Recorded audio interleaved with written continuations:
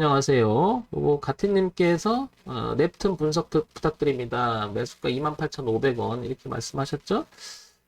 그러면 여기서 한번 볼까요? 28,500원이면 이 정도에 사신 것 같아요. 그죠? 이 정도. 여기. 그 다음에 주봉으로 보면 한 이 정도 될 것 같고요. 월봉으로 보면 한 여기 된 것 같아요. 28,500원이니까 이 정도에 사신 것 같았죠? 이렇게. 그 다음에 일봉으로 와보면 28,500원이면 한 이 정도는 된 것 같아. 이 정도. 그죠? 근데, 일단 요 화면에서 보게 되면 28,500원 정도 이야기를 봤을 때는, 딱 떠오른 게 보면 어떻습니까? 여기 거래가 많았어요. 그죠? 이렇게 28,500원대. 이렇게. 그러니까, 가티님이 사신 자리를 보게 되면, 이렇게 여기도 보면 거래가 많았던 자리고 일봉으로 보면 더 뚜렷하게 거래가 많았던 자리임을 알 수가 있습니다. 그죠? 거래가 많았던 가격대라고 해야 되겠죠? 이거 주봉을 보게 되면 여기까지 거래가 이렇게 많이 터진 거죠. 그러니까 여기서 올라갔다가 여기서 많이 움직였잖아요. 그러니까 여기서 사는 사람도 많고 파는 사람도 많고 그랬다라는 거죠. 그죠? 그래서 우리는 결국에는 그 거래가 많았던 자리보다 지금 27,000원이니까 한 800원 정도 밀려 있는 거죠. 그러면은 손해를 좀 보고 있는 거죠. 그죠? 어느 정도 보고 있냐면 2%에서 35%니까 한 38%나 좀 손실을 보고 있는 것 같습니다. 그죠?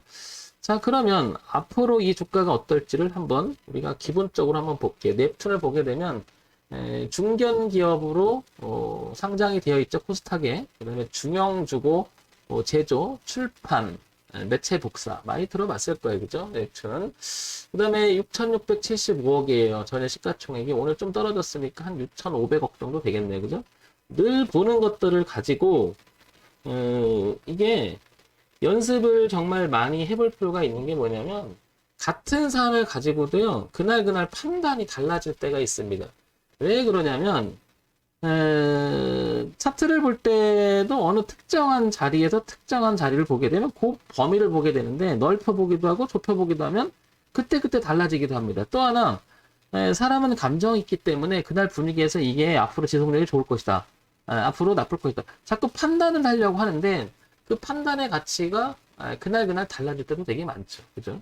그래서 우리가 실질적으로 객관적으로 가격에 제시한 차트를 보고 이야기할 수밖에 없는 이유들이 그런 부분들을 감정이나 그냥 그날 그때 달라지는 것을 방지하기 위해서 원칙을 만들어 놓을 필요가 있다라고 하는 거예요. 그래야 내동이 안 나오죠.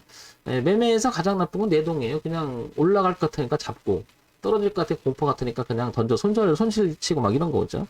넵툰 온라인 게임 개발업체 그죠? 쭉 볼게요. 자, 재무 정보 볼게요.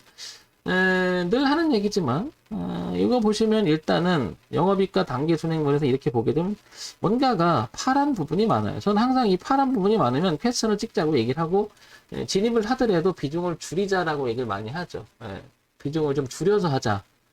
그리고 일단은 매출액 구조를 분기 실적으로 보게 되면 작년 후반기, 올해 전반기를 봤을 때는 조금 느는 편은 하지만 큰 차이는 없어요. 그죠? 큰 차이는 없습니다. 어쨌든 그다지 좋은 모습은 아니에요. 그죠? 연간 실적 볼게요.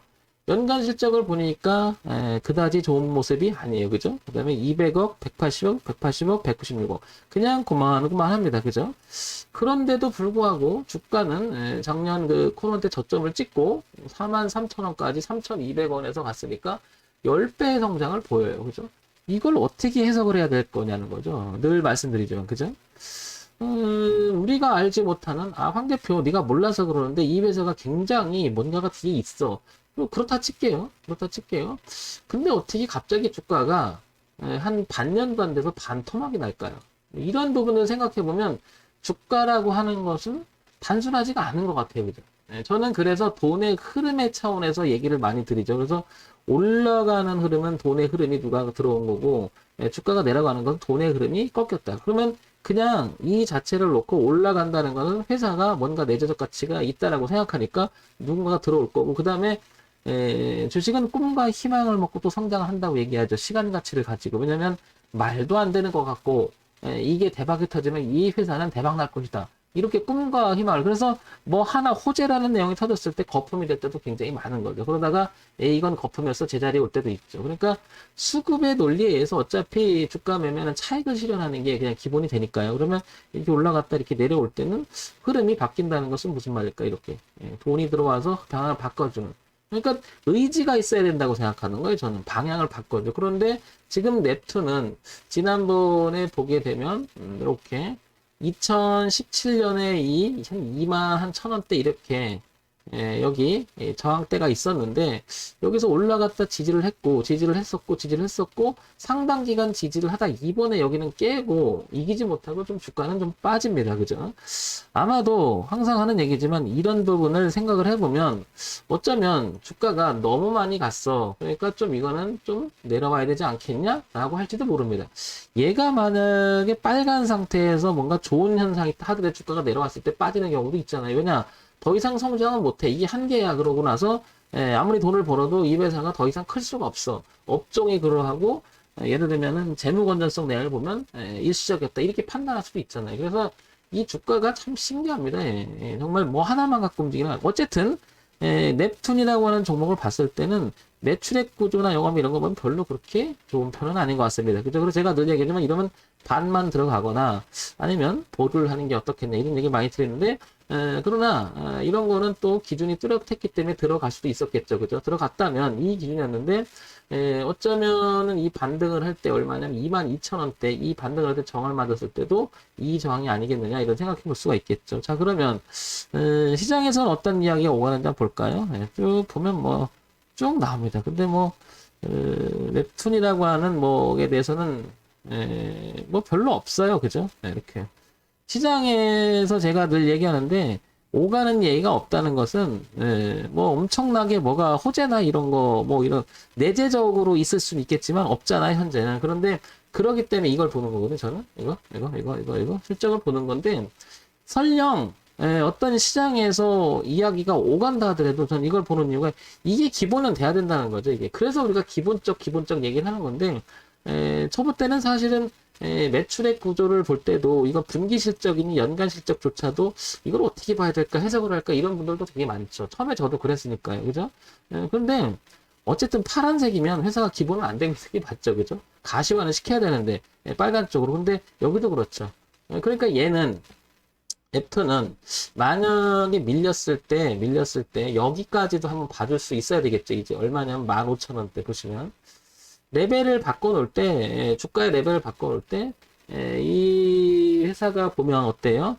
여기 15,000원대 굉장히 저항을 했었다가 한번 지지를 했었죠. 빠지는데 2018년, 2019년 계속 빠졌다가 작년에도 살짝 걸쳤어요. 그리고 통과하면서 깊게 왔는데 여기 지지하장이 있었잖아요. 그래서 여기서 한번 이렇게 반등을 했는데 깨졌잖아요. 그럼 다음 자리가 여기가 아닐까. 근데 여기마저 15,000원 마저 무너지게 된다면 이 주가는 이렇게 떨어지게 되면 여기까지 성장시켜 놓은 이 자체가 거품이라고 말할 수가 있잖아요. 그죠? 그러나 15,000원까지만 유지가 된다면 그래도 거품은 맞는데 뭐 이 정도까지 나쁘진 않아 할 수 있는 지점이 여기가 될 수 있는 거죠. 기술적 분석이 그래서 의미가 있어요. 의미가 없다기보다도. 그래서 웹툰은 15,000원은 열고 봐야 될 거 맞고요. 그죠? 그 다음에 여기서 거래가 되면서 붕괴된 지점이 있잖아요. 이렇게. 그죠? 그러면 얘가 대반등을 쳐서 올라온다 하더라도 보시면 25,000원 부근에 아까 그 28,500원이지만 25,000원 부근까지는 올 수 있겠지만 이게 거래가 많이 돼서 매물이 쌓여있는 부분이 25,000원 부근이 되겠죠. 그래서 여기를 못 넘어가면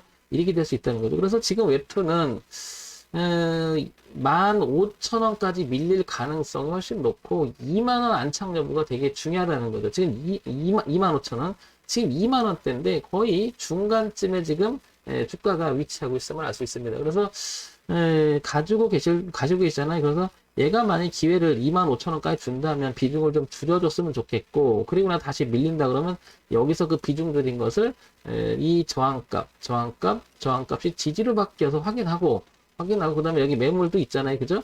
여기를 지지하는 거 보고 그때 들어가는 게 어떻겠냐 이런 생각이 들어요. 그래서 얘는 현재 완전히 하방으로 깨졌다기보다는 뒤를 보니까 조금 그러니까 2만원 분의 그 5,000원 정도 되니까, 그죠? 5, 4, 20, 4분이니까 25% 정도는 아직 또 빠질 수 있다라는 얘기고요. 여기서 반등을 하면 25% 정도 반등할 수 있다라는 뜻이죠. 그죠? 그러니까 이게 범위가 좀 있잖아요. 그러면 올라올 때 비중을 좀 줄였다가 여기서 다시 사는 방법, 아니면 얘가 그냥 내려갈 수 있잖아요. 그럼 여기 지지를 확인하는 게 좋겠죠. 이게 주가의 단순히 프로테이지를 보게 되면요. 파동의 범위를 보는 이유는 의미 있는 자리라는 표현을 제가 가끔 쓰는데, 지나갔던 자리, 예를 들면 전 이렇게 봐요. 이런 부분들. 예를 들면 여기 거래가 별로 없었잖아요. 이런 자리. 그죠? 거래가. 그리고 나서 여기가 좀 거래가 이렇게 동반해서 올라가잖아요. 그죠? 그래서 저는 이런 지나가는 자리라는 표현을 쓰는데 왜 그랬냐면 얘네들의 가격이 중요하게 이 장을 만들었어요. 그럼 이 자리는 굉장히 의심을 했다는 얘기죠. 이 주가가 이만큼 띄울 만큼 어떤 그 펀더멘털 내재적 가치가 있었을까라고 캐치를 찍었는데 저게 의도를 했던 의도하진 않았던 간에. 그런데 이런 자리를 뚫고 여기서 이제 거래를 줄다가 그죠? 통과하기 시작하잖아요. 그죠? 그러면 이런 자리들은 갔다가 이런 자리는 그다지 의미가 크진 않을 거예요. 왜냐하면 이렇게 눈치를 받겠죠. 거래가 현격히 줄었다는 것을. 그리고 구간을 보게 되면 또 이런 데도 구간 줄은 구간들도 보이잖아요. 그죠? 이런 자리는. 그래서 이런 자리는 요 위에 보면 요 밑에서 그렇지만 요 위쪽 가면 이제 거래가 또 터지잖아요. 이렇게. 그죠? 그 생생히 보게 되면 넉넉히 보는 거예요. 저는 그래서 이걸 뭐 타이트하게 보는 게 아니고요. 항상 얘가 이렇게 저는 매매를 하는 게 아니라 항상 이렇게 갔다가요. 여기서 어떤 형태가 있는지를 봐요. 이렇게. 뭐 이런 형태가 있다든지. 그래서 여기를 다시 깨지 않고 이럴 때를 참 좋아해요. 이런 자리를. 왜냐면 만들어 놓은 자리인데 만들어 놓은 자리에서 어떤 거냐면 거래가 많았다는 것은 매물이 서로 막 교차한 거잖아요. 근데 그게 그러니까 소위 말해서 저항 매물이 지지 매물로 바뀌고 지지 매물이 저항 매물로 바뀌었을 때 확인하는 것은 수급에 대한 이야기가 거기 집중적으로 서로 시장에 대한 이야기를 할 수 있는 자리가 아닌가 보는 거죠. 그런 면에서 보면 웹2는 다시 한번 정리해서 얘기 드리면 15,000원은 깨지면 안 될 것 같아요. 그죠? 그리고 25,000원을 다시 회복해 주느냐가 중요할 것 같고 흐름 속에서 이렇게 정리가 되지 않을까. 얘가 만약에 내려온다면 이런 형태가 되겠죠. 그죠? 그래서 이렇게 다시 틀어서 올라가서 뭐 이런 형태가 되느냐, 아니면 이기지 못하고 이게 빠지면 저희 지지가 이 지지가 저항이 서로 바뀐 자리이기 때문에 다시 매물로 쏟아지게 된 주가는 다소 떨어질 수 있다는 거죠. 그래서 얘는 지금 15,000원과 25,000원 사이, 그리고 25,000원을 안착 여부, 그리고 15,000원 지지 여부, 이런 부분들을 보면 되겠죠. 신규 진입은 황 대표 그러면 해볼래? 황 대표라면 하긴 하대요. 하긴 하대.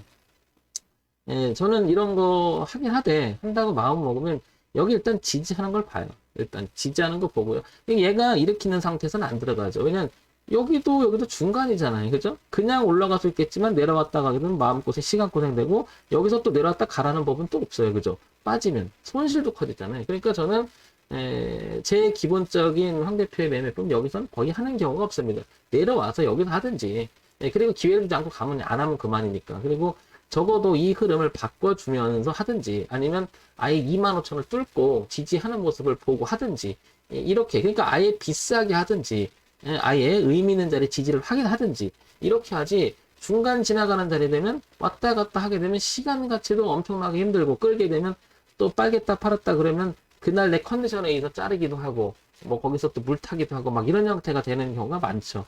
그러니까 애초에 물타기 할 생각을 하지 않고 대응하려고, 그것도 짧은 대응을 하려고 하기 위해서는 기준이 뚜렷해야 되는 자리가 나타날 때.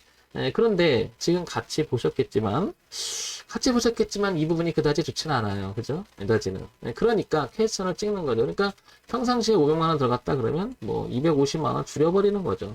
비중을 줄여야 되겠죠. 아무래도. 그죠? 근데 굳이 매매하시면서 이 실적이 그다지 좋지 않은 것은 피해가는 게 좋지 않을까요? 그죠? 이런 데서 황 대표는 잘 하긴 해. 이게 지지가 뚜렷해서 이렇게, 예를 들면은, 이렇게 지지한 모습이 나오면 이런 데서 많이 진입을 할 때도 많거든요. 이런 데도. 하긴 하는데, 이런 데서는 만약에 실적이 저런 실적이라면 항상 여기서 뭐야? 집중을 하죠. 어마어마한 집중을 하죠.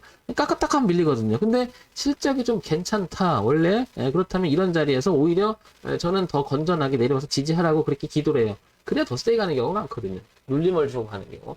그냥 가라고 하는 것보다. 그래서 뚫어놓고 한 박자 기다렸다 오히려 실적이 좋은 것도 이렇게 세게 가는 경우도 너무 많거든요. 그래서 주가가 보게 되면 이런 경우 많죠. 이렇게 크게 돌아가는 경우. 아니면은 주가가 서서히 계속 내려오다가 원형 바닥을 이루다 뒤로 다리 크게 돌아가는 경우 있죠. 이런 경우. 그래서 여기가 끌어주는 경우 많죠. 이렇게. 원래 세게 가는 놈도 이게 많죠. 왜냐면 이제 매집하거나 내용이 있어서 뭐 무게를 더 실어서 가려고 하는 그런 부분이 있겠죠. 근데 우리는 이상하게도 매매를 할때 잡자마자 급등하길 원하잖아요.